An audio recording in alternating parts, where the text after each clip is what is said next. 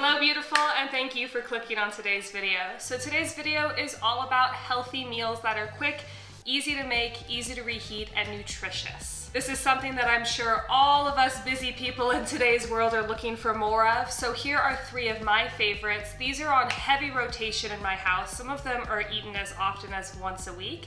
They reheat really easily. They can be modified for allergies or food preferences very easily, and they all cook up in about 30 minutes or less. So without further ado, let's get cooking. All right, you guys, welcome to my lovely cutting board. The first recipe of today's video is gonna be sheet pan gnocchi. This is a vegetarian dish, but you can add things like chicken or sausage if you prefer. What you'll need as far as supplies for this recipe is a knife, a cutting board, a large mixing bowl, and a sheet pan with some sort of a liner. You can use parchment paper, you can use tin foil. I have a silicone liner here that I'll be using today. For this recipe, as far as food, what you'll need is 1 packet of gnocchi, and this recipe feeds about 4 people, so add or subtract as necessary. 2 to 3 zucchinis. Usually I do 1 container of cherry tomatoes, but in this recipe I'm gonna be using 4 tomatoes. And 2 to 4 bell peppers. All right, and then in the way of oils and seasoning, you'll need olive oil, balsamic vinegar. I'm using a balsamic reduction because I like it a little bit thicker, but you can go either or. I am using pre-minced garlic in the interest of time. And then as far as seasonings, you can pretty much go whatever direction you want, but this is what I'll be using today. Crushed red pepper, seasoning salt, black pepper, smoked paprika, dried rosemary leaves, thyme, and basil. Step 1 for this recipe is to wash and dry your produce however you prefer. This is not sponsored, but I really like this fruit and vegetable wash from Trader Joe's, so that's what I'll be using today. So let's go ahead and get these washed and dried.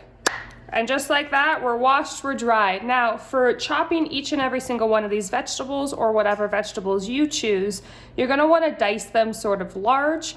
Perfect. And just like that, everything's chopped, and we're gonna set this to the side to work on the gnocchi now. So in your mixing bowl, you're gonna add your dry, uncooked gnocchi directly to that bowl. Cover it with a little bit of olive oil, and then all of the seasonings that we mentioned earlier, except for the garlic.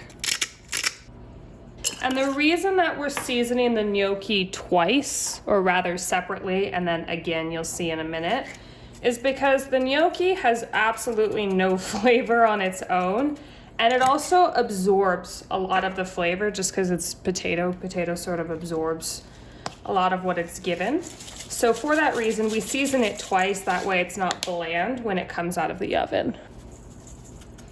And I'm not really doing measurements.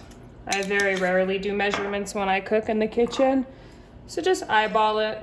Do all of these measurements until your heart's desire. And now that you have that all mixed up, you're going to add all of the vegetables you just chopped into this same bowl. So once everything is incorporated into this bowl, you are going to add however much garlic your heart desires. And then you're going to reintroduce all of those seasonings you used directly on the gnocchi, including the olive oil. So we're adding just a little bit more of that olive oil. Let's go ahead and just add everything to the top. Perfect. And then just like before, you're gonna mix everything together. Okay, perfect. Once you have everything well incorporated together, you're gonna go ahead and grab your sheet pan and just dump everything onto the pan till it's evenly distributed. Good. And you want to have just sort of one even layer. It's okay if it's a little thick in some areas, it'll all cook up really nicely. And then you're gonna put it in your preheated oven to 400 degrees Fahrenheit for 20 minutes. So after 20 minutes of that gnocchi roasting in the oven, it should look something like this, where the vegetables have a little bit of char, the tomatoes are just a little bit mushy, and all of the gnocchi looks like so. So to top this off, you're gonna add some of that balsamic glaze like I mentioned earlier. And right now, this meal, I believe, is vegan. So if you wanted to keep it vegan, you would leave it as is. If you incorporated sausage or chicken, obviously it wouldn't be vegan by this point. But what I usually do when I serve this for my family is I add a little bit of Parmesan cheese on top. I don't have any today because the store was out of stock.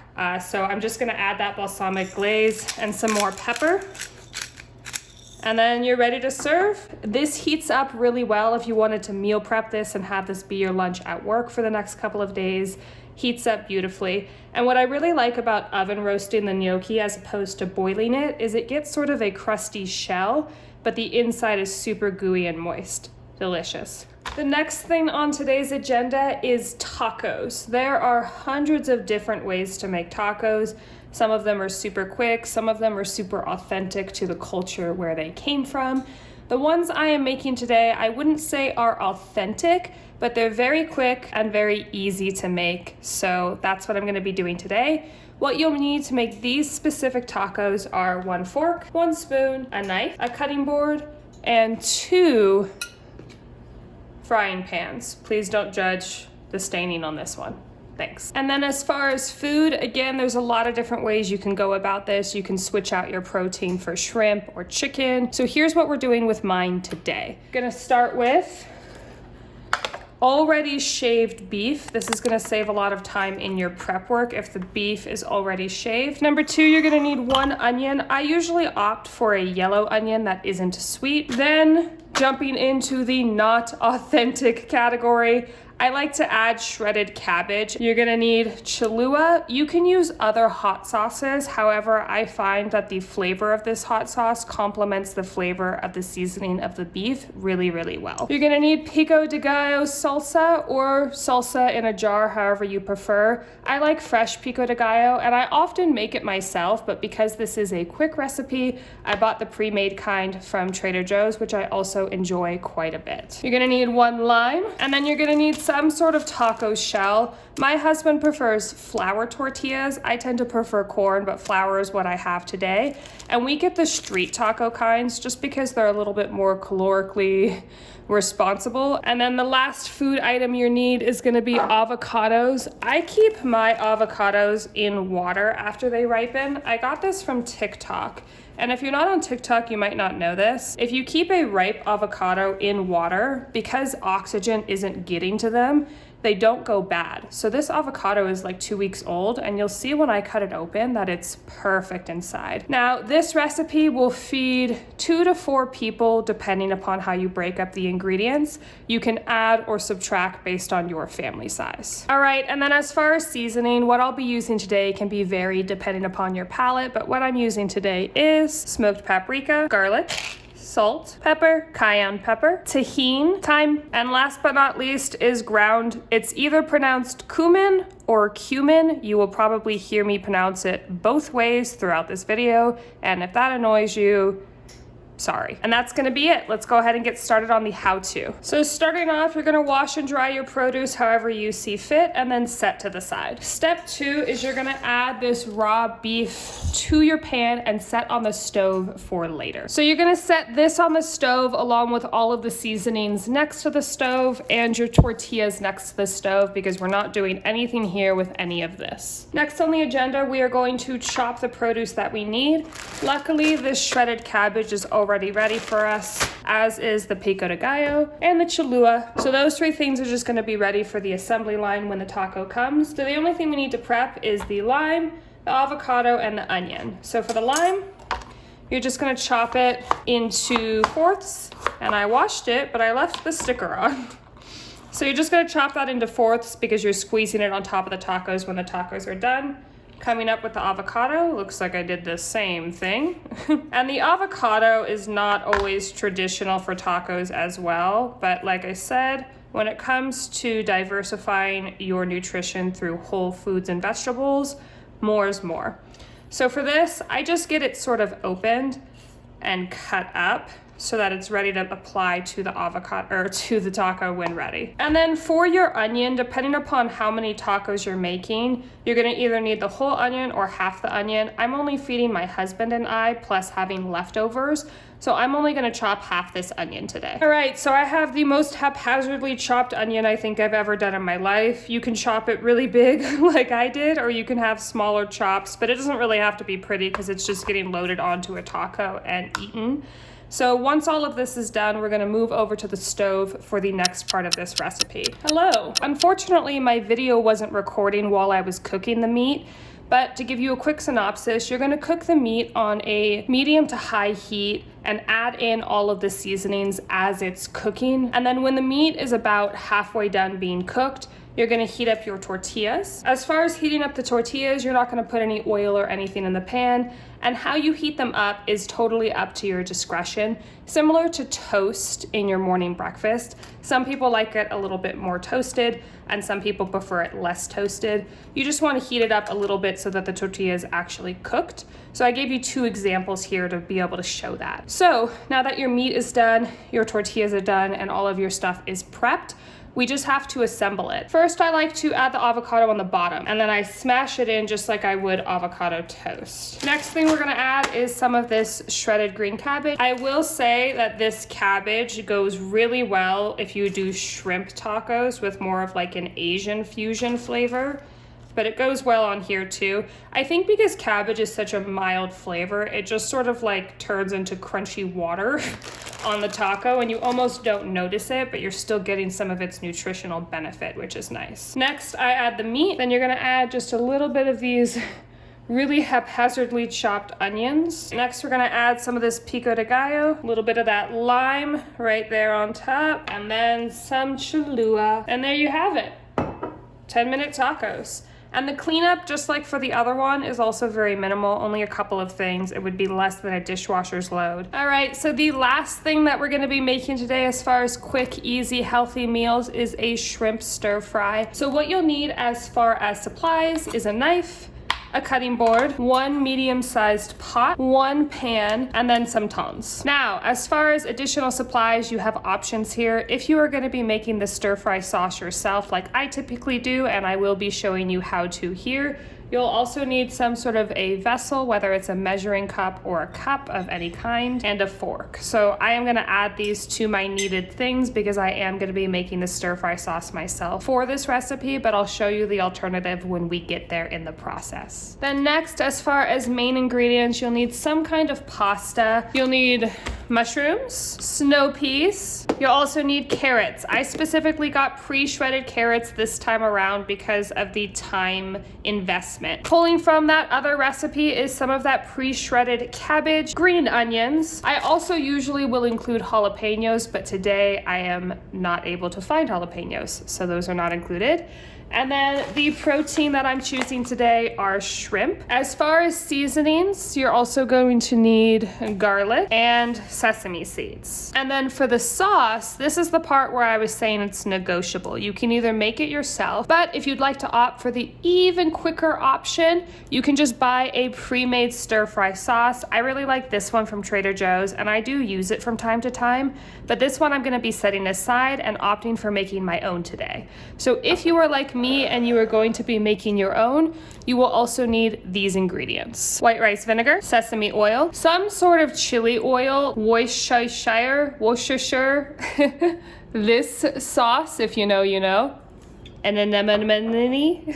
You'll also need soy sauce. I opt for the less sodium, red pepper flakes, black pepper, and then the last ingredient here is gonna be white sugar. So starting this recipe off, you're gonna be boiling your noodles, but this is gonna go and be in the background as we're prepping some of this other stuff. Next, if you are going to be making the stir-fry sauce yourself, you'll be starting here and prepping this sauce to be ready for when the stir fry is hot on the stove. If you are not opting to make your own sauce, please skip this step and on to the next. You're gonna need all of those ingredients that I told you about earlier. Now, I'm so sorry. This is what you're about to see is the main reason that I was hesitant to ever make cooking videos here on my YouTube channel, but it is because I do not measure things. I just sort of eyeball everything. I'm going to try my best with measurements, but I promise you it's not as important as you might think. So if you get it a little wrong, it'll still taste relatively the same. So starting off, we're gonna get some of this pre-minced garlic and just grab, I don't know, like that much, and dump that in. Next, we're gonna go in with our soy sauce. And I would say you're gonna add, depending upon how many people you're feeding, about a handful of Goldfish crackers amount of soy sauce. Then you're gonna go in with white rice vinegar, maybe like a teaspoon.